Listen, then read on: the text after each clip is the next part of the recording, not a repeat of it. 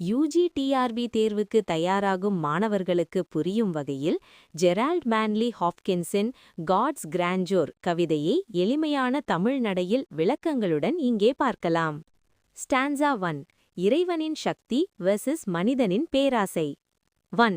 The world is charged with the grandeur of God. விளக்கம்: உலகம் முழுதும் கடவுளோட மகிமை ஒரு எலக்ட்ரிக் சார்ஜ் மாதிரி நிரம்பியிருக்கு.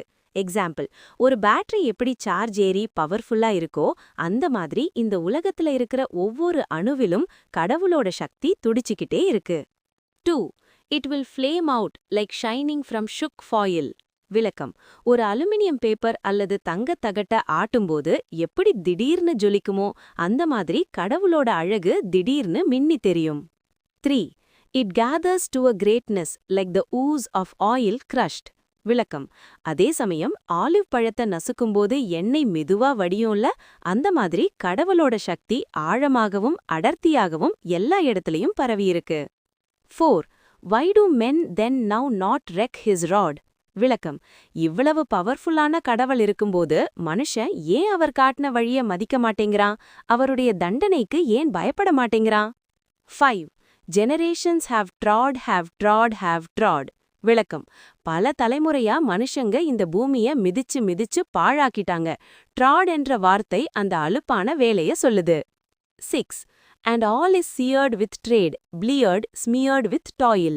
விளக்கம்: வியாபாரம் லாபம்னு ஓடி ஓடி இயற்கை கருகி போச்சு. சியர்ட்: உழைப்புங்கிற பேர்ல இயற்கைய அழுக்காக்கி அதோட அழகையே மங்க செஞ்சிட்டோம். பிளியர்ட்: அதனால அதோட அழகே மங்க செஞ்சிட்டோம். பிளியர்ட்.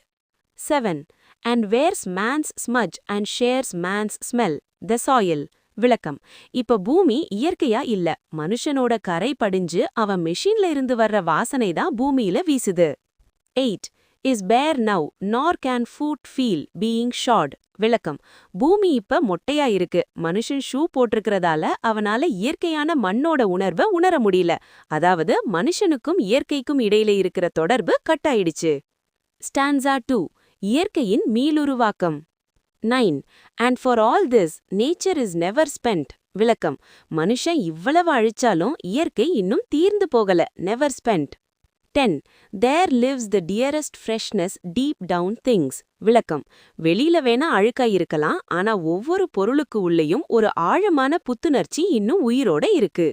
எக்ஸாம்பிள்: ஒரு செடிய மேல வெட்டினாலும் வேர்ல இருக்கிற உயிர் எப்படி மறுபடியும் வளருமோ அந்த மாதிரி இந்த உலகத்துல இருக்கிற ஒவ்வொரு அணுவிலும் கடவுளோட சக்தி துடிச்சுக்கிட்டே இருக்கு. 11. And though the last lights of the black west went. விளக்கம்: சூரியன் மேற்கே மறைஞ்சு இருட்டு வந்தாலும், அதாவது ஒரு அழிவு வந்தாலும், ஓ morning at the brown brink eastward springs. விளக்கம்: அடுத்த நாள் காலையில சூரியன் கண்டிப்பா கிழக்கே உதிக்கும். அழிவுக்கு அப்புறம் ஒரு மறுமலர்ச்சி கண்டிப்பா உண்டு. 13.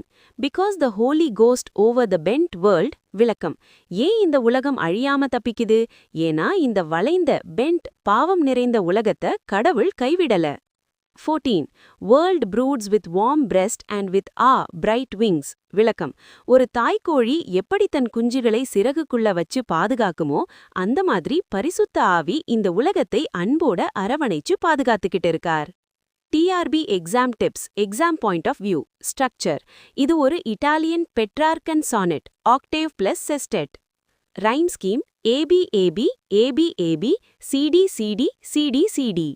Key terms: sprung rhythm, Hopkins கண்டுபிடிச்ச ஸ்டைல், இன்ஸ்கேப் மற்றும் இன்ஸ்ட்ரெஸ் ஆகிய வார்த்தைகளை ஞாபகம் வச்சுக்கோங்க. டோன்: முதல் பாதி கவலை பெசிமிஸ்டிக், இரண்டாவது பாதி நம்பிக்கை ஆப்டிமிஸ்டிக்.